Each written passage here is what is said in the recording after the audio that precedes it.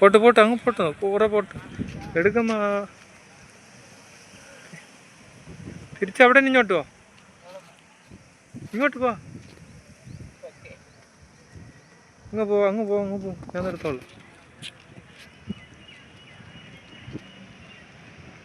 അവിടെ ഒന്നുകൂടി ഓടിയോ.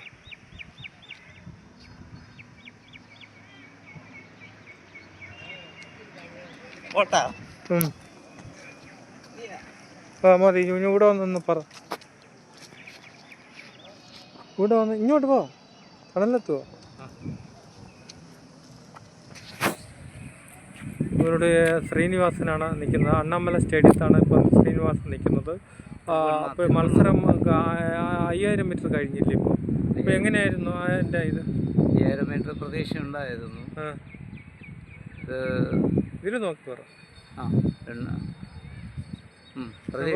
പ്രതീക്ഷ ഉണ്ടായിരുന്നു. രാവിലെ വന്ന സമയത്ത് ഭയങ്കര തണുപ്പായിരുന്നു. അതുകൊണ്ട് നടക്കുമോ എന്നുള്ളൊരു സംശയമായിരുന്നു. എങ്കിലും മെഡൽ കിട്ടുമെന്നുള്ള പ്രതീക്ഷ ഉണ്ടായിരുന്നു. അങ്ങനെ 2ാം സ്ഥാനം ലഭിക്കുകയുണ്ടായി. ഇനി അടുത്ത് പഞ്ചാബിലാണ് അന്തർദേശീയ മീറ്റ് നടക്കുന്നത്. അവിടേക്ക് സെലക്ഷൻ ലഭിച്ചിരിക്കുകയാണ്. കേരളത്തിൽ എങ്ങനെയായിരുന്നു ഡയറ്റ്? കേരളത്തിൽ നല്ല ഇതുപോലെ ചെയ്യാൻ പറ്റിയിരുന്നു. മത്സരത്തിന് ആൾ എങ്ങനെയുണ്ടായിരുന്നു? ആൾക്കാർ നല്ല ആൾക്കാരുണ്ടായിരുന്നു.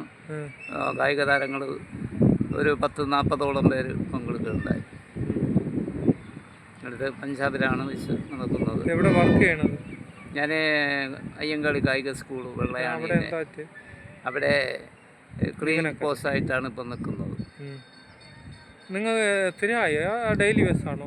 ഇല്ല, സ്ഥിരമായി ഡെയിലി ബേസാണ്. ഇപ്പോഴും എത്ര കൊല്ലമായി? 15 വർഷം കഴിഞ്ഞിരിക്കണു. പക്ഷേ എങ്കിലും ഞങ്ങളുടെ വകുപ്പിലെ ഉദ്യോഗസ്ഥന്മാർ സ്ഥിരജോലി നിയമിക്കാതെ തടസ്സം ചെയ്തുകൊണ്ട് നിൽക്കുകയാണ്. 15 വർഷക്കാലം കഴിഞ്ഞ ആളിനെ ഡയറക്ടറാണ് സ്ഥിരപ്പെടുത്തുന്നത്, പാർട്ടി സ്വീപ്പറായി. പക്ഷേ അവർ 3 വർഷം കൊണ്ട് എന്നെ പറ്റിച്ചുകൊണ്ടിരിക്കുകയാണ്.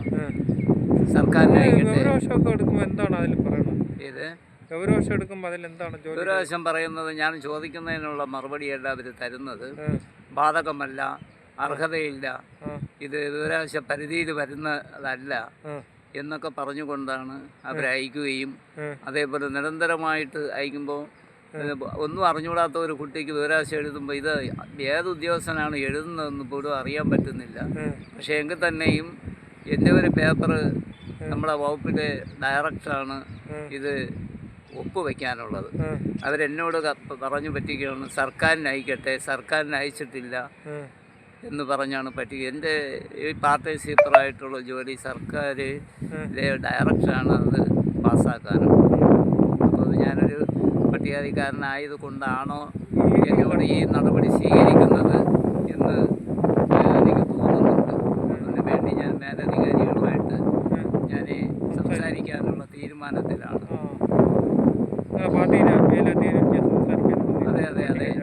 അതെ മേലധികാരികളുടെ ശ്രദ്ധയിൽ കൊണ്ടുവരും. എന്നെ പോലെ അനേക ആൾക്കാരെ കായിക താരങ്ങളെ അവർ പറ്റിച്ചുകൊണ്ടിരിക്കുകയാണ്. കായിക താരങ്ങൾ വളർന്നു വരാൻ അനുവദിക്കുന്നില്ല. എന്താണ് അവർ പറയണത്? അവർ വരുന്നതെന്ന് പറയുമ്പോൾ നിങ്ങളെ പോലെയുള്ളവരൊന്നും ഈ വകുപ്പിൽ സ്ഥിരപ്പെടാൻ പാടില്ല. അപ്പോൾ വേറെ ആൾക്കാരെയാണ് സ്ഥിരപ്പെടുത്തുമ്പോൾ നിങ്ങൾ 15 അല്ല ഇനി 20 വർഷം കഴിഞ്ഞിരുന്നാലും സ്ഥിരപ്പെടാൻ അനുവദിക്കാൻ പറ്റൂല എന്നുള്ള നീക്കത്തിലാണ് എല്ലാ ഉദ്യോഗസ്ഥന്മാരല്ല, ചില ഉദ്യോഗസ്ഥന്മാരുടെ മേശയിൽ മേല് ഈ എൻ്റെ അപേക്ഷകൾ ഇരുന്ന് ഉറങ്ങുന്നു എന്ന് മനസ്സിലാക്കുന്നു. യഥാർത്ഥത്തിൽ ഇത് ഒപ്പിടാണ്ട് അധികാരിയുടെ അടുത്ത് ഈ പേപ്പർ എത്തിയില്ല എന്നുള്ളതാണ് സത്യം. കോടതി പോയല്ലോ, അതെന്തരായി? കോടതിയിൽ ഞാൻ പോയിരുന്നു. എങ്കിൽ തന്നെയും സർക്കാരിനെ എനിക്ക് തേജവധം ചെയ്യുന്നതുകൊണ്ട് താല്പര്യമില്ലാത്തത് കൊണ്ട് വീണ്ടും വിട്ടുവീഴ്ചകൾ ചെയ്തുകൊണ്ടിരിക്കണം. എന്തായാലും ഇന്നല്ലെങ്കിൽ നാളെ അവർ റെഡിയാക്കി തരുമെന്നുള്ള ഒരു തീരുമാനമായതുകൊണ്ടാണ് ഞാൻ കോടതിയിൽ ഈ വിഷയങ്ങളൊന്നും സംസാരിക്കാത്തത്. പക്ഷേ അത് എൻ്റെ പരിധി കഴിഞ്ഞ് പോകുന്നുണ്ട്. അപ്പോൾ അതുകൊണ്ട് സെക്രട്ടേറിയറ്റിലേറ്റ സമരത്തിന് വരുന്നുണ്ടോ? സെക്രട്ടേറിയറ്റിൽ സമരത്തിന് പോകണമെന്ന് ആഗ്രഹിക്കുകയാണ് ഈ ഒരു വിഷയം. കാരണം അതെ പാർട്ടിക്കാരുമായിട്ട് ആലോചിച്ചു. ഞാനൊരു യൂണിയൻ്റെ പ്രവർത്തകൻ കൂടെയാണ്. അവരുമായിട്ട് ആലോചിച്ചതിന് ശേഷം ഇത് സെക്രട്ടേറിയറ്റിലേക്ക് ഇനിയിപ്പോൾ മാധ്യമങ്ങളുടെ ഇലക്ഷന് 3 മാസമല്ലേ ഉള്ളൂ. അതെ ഇത് അതുകൊണ്ട് ഇവിടെ വരാനുള്ള തീരുമാനമാണ്. മാധ്യമങ്ങളുമായിട്ടൊന്ന് സംസാരിച്ചതിന് ശേഷം എൻ്റെ ഈ സെക്രട്ടേറിയറ്റിൽ വരാനാണ്. എൻ്റെ ഈ പാർട്ട് ടൈം സീപ്പർ ജോലി സ്ഥിരപ്പെടുത്തുന്നു ഞാൻ അധികാരികളോട് സംസാരിക്കട്ടെ. അത് കഴിഞ്ഞില്ല എന്നുണ്ടെങ്കിൽ മാത്രം അതിനേക്ക് വേണ്ടി ശ്രമിക്കാമെന്നാണ് എൻ്റെ വകുപ്പിനോട് ഒരു കൂറുള്ളത് കൊണ്ടാണ് ഞാനത് പറയുന്നത്. മതി. അതെ. ഇതിൻ്റെ വാർത്തയ്ക്ക് വേണ്ടി അണ്ണാമലയിൽ നിന്ന് ബാഹുലേ എങ്ങനെയുണ്ട്?